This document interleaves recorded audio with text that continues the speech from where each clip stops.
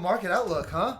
Well, we got the team here in the building. So SPY just continues to be relentless. So we continue to see this relentless move out of the SPY. We have this upper resistance channel we're in right here.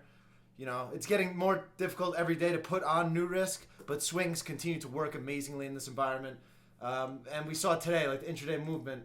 Let's see the SPY real quick. So we opened today, and, you know, they try to trap shorts in right here. Really, you know, we were down 0.25%. We were in Friday's range, like the 3 to 4 o'clock rip range.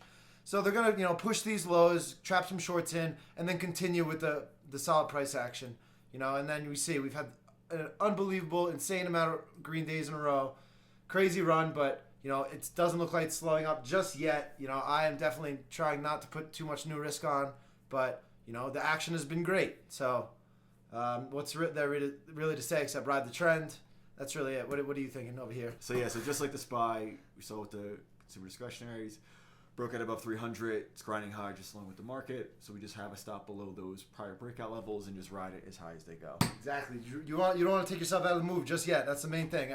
I saw we were down like 0.2% today in the morning, and the chat was just like pullback season, and it was like we didn't even give up Friday's gains yet. So we weren't even halfway between Friday's range. But they're gonna try to trap shorts until the move finally comes, the pullback. You know, at some point we'll get a pullback to this 400 range. But right now, you know, the trend's your friend, and we're grinding higher every single day. So not much to say besides that.